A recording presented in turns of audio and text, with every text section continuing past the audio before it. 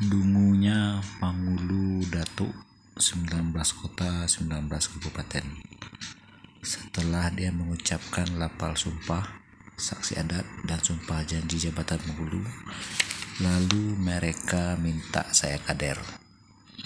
Ada 100 orang ketua Karapatan Adat Nagari asal 19 kota 19 kabupaten.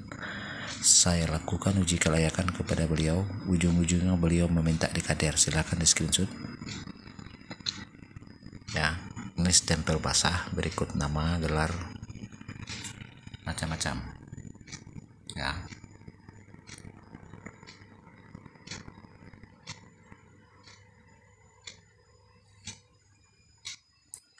Jadi yang ditetapkan pemerintahan tidak ada alasan bela ABS SBK, bela adat, bela budaya, tidak ada alasan.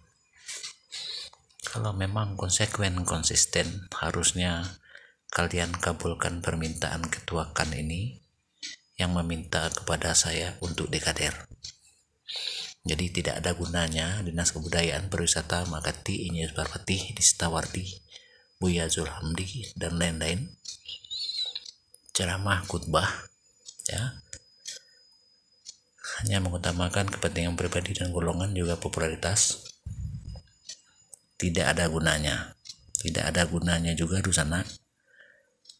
Sok paten, sok cihui, cerdaskan terlebih dahulu ketua Karapatan Adat Nagari di sana tuh. Ciek kan nagarian tuh minimal 200 orang Pangulu Datuk tuh sana.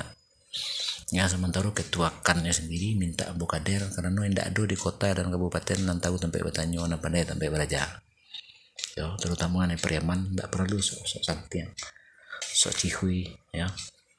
Sesudah mengucapkan lapal sumpah saksi adat, sudah mengucapkan sumpah jabatan Pangulu demi 30 juz saya seluruh Al-Quran, sudah tunjuk minta ambo kader. Konyol lah terus sana. Dan ambo pun telah memasukkan berkas laporan Ikoko ke DPMD Provinsi, Elkam Provinsi Sumbar, Dinas Kebudayaan Provinsi Sumbar, ke Gubernur Sumbar, Wakil Gubernur Sumbar, ya, dan bahkan ke masing-masing DPRD, masing-masing bupati, masing-masing Elkam 19 kota 19 kabupaten, ya. Tapi apa yang terjadi, tapi ya maklum, mungkin memang kerusakan akhlak di Minang itu memanglah terlalu parah, jadi berpulang ke pribadi masing-masing, ya.